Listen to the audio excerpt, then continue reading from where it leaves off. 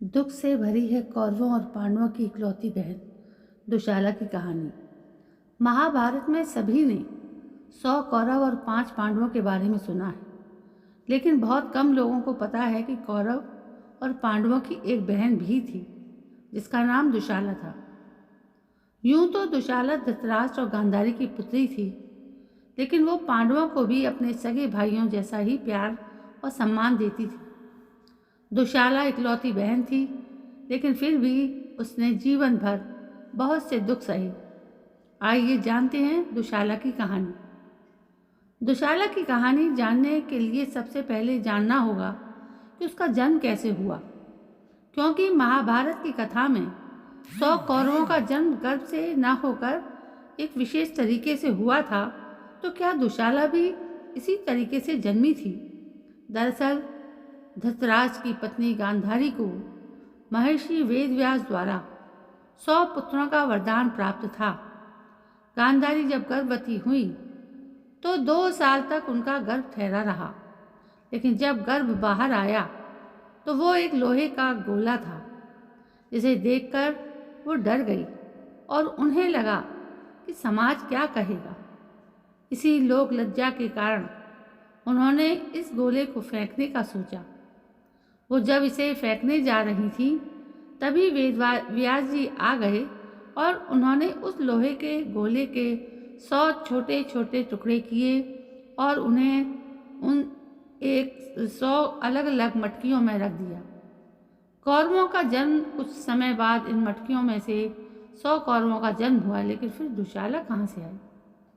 दरअसल ऐसा कहा जाता है कि वेदव्यास जी ने जब उस लोहे के गोले के टुकड़े किए थे तो 100 टुकड़ों के बाद एक टुकड़ा बच गया था और इसी बचे टुकड़े से जन्म हुआ कौरवों की बहन दुशाला का। दुशाला का जीवन इकलौती बहन होने के कारण उसे बचपन से ही बहुत प्यार और दुलार से रखा गया। उसे सभी तरह की सुख सुविधाएं मिली हुई थीं, लेकिन विवाह के बाद से उसके दुख शुरू हो गए। दुशाला का विवाह सिंधु के राजा जयद्रथ के साथ हुआ। जयद्रथ यूं तो शूरवीर राजा था, लेकिन वो अपने दोहरे व्यक्तित्व के लिए भी जाना जाता था। कभी तो वो दुशाला से अच्छा व्यवहार करता, तो कभी उसे प्रताड़ित करता। दुशाला यूं तो इतने बड़े राज्य की राजकुमारी थी, लेकिन वो अपने पति से कुछ नहीं कह पाती थी। मक्कार था जयद्रथ। जयद्रथ ने अपनी सीमाएं तब लांघ दी जब उसने द्रौपदी का अपहरण किया। उसके इस कृत्य से गुस्से में आए पांडव जयद्रथ का वध करने के लिए निकल पड़े। पांडवों ने जयद्रथ को सजा देने के लिए उसका सिर धड़ से अलग करने का निर्णय किया, लेकिन द्रौपदी बीच में आ गई। द्रौपदी ने पांडवों से कहा कि वो उनकी इकलौती बहन दुशाला का सुहाग है और उनकी इस सजा से दुशाला बहुत आहत होगी। पांडवों ने द्रौपदी की बात मानकर जयद्रथ को मारा तो नहीं, लेकिन अपनी पत्नी के अपमान के बदला लेने के लिए उन्हें जयद्रथ को गंजा कर दिया।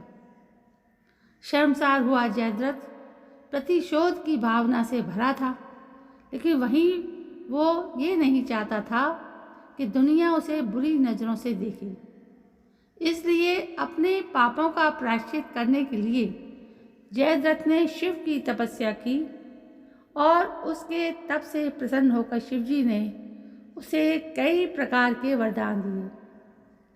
जब इस बात का दुशाला को पता चला तो वो अपने पति से प्रसन्न हुई और उसके द्वारा किए गए पुराने पापों के लिए उसे क्षमा किया। कुछ समय बाद ही दुर्योधन ने जयद्रथ को अपनी सेना के साथ कुरुक्षेत्र युद्ध में पांडवों के विरुद्ध लड़ने के लिए आमंत्रित किया। जयद्रथ की मृत्यु युद्ध के दौरान जयद्रथ ने धोखे से अर्जुन के पुत्र अभिमन्यु की हत्या की, जबकि उस समय निहत्था था।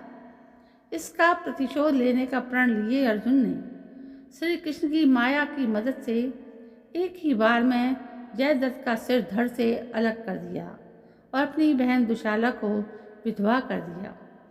कहते हैं महाभारत युद्ध की समाप्ति के कुछ वर्षों के पश्चात अश्वमेध यज्ञ हेतु अर्जुन गलती से सिंधु राज्य में प्रवेश कर गए। उस समय दुशाला का पुत्र सिंधु राज्य का पर शासन कर रहा था। अपने पिता के हत्यारे अर्जुन के राज्य आने की खबर सुन दुशाला का पुत्र भय से ही अपने प्राण त्याग बैठा था। अर्जुन ने किया प्रायश्चित। पहले पति और फिर पुत्र के वियोग में दुशाला अर्जुन के समक्ष विलाप करने लगी और उससे विनती करने लगी कि उसके वंश को बचा लो। समाधान हेतु अर्जुन ने दुशाला के पौत्र को राज्य की गद्दी पर बैठाया और पूर्ण सम्मान के साथ सिंधु राज्य का राजा बनाया। इस प्रकार कौरव और पांडवों की इकलौती बहन होने के बाद भी दुशाला को कभी सुख का जीवन जीने को नहीं मिला।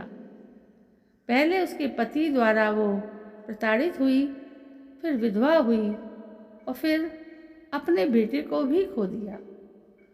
तो दोस्तों, महाभारत की कुछ कथाएं बहुत रहस्यमयी हैं और उनके कारण महाभारत जो है युद्ध का एक तरह से ग्रंथ माना जाता है। इसे कहते हैं कि घर में भी नहीं रखना चाहिए, नहीं तो घर में भी लड़ाई होती है। दोस्तों, उस ज़माने में तो बातें ही कुछ इस तरह की थी कि लोग आपस में लड़ते ही रहते थे, एक दूसरे से बदला लेते रहते थे, एक दूसरे को श्राप देते रहते थे। जब देखो तब एक तरह से लड़ाई करनी रहती थी। ये कहानी कैसी लगी आपको? यदि कहानी पसंद आई हो तो प्लीज़ मेरे चैनल को सब्सक्राइब करना ना भूलें। कल मैं फिर हाजिर होती हूँ, तब तक के लिए जय हिंद, वंदे मातरम।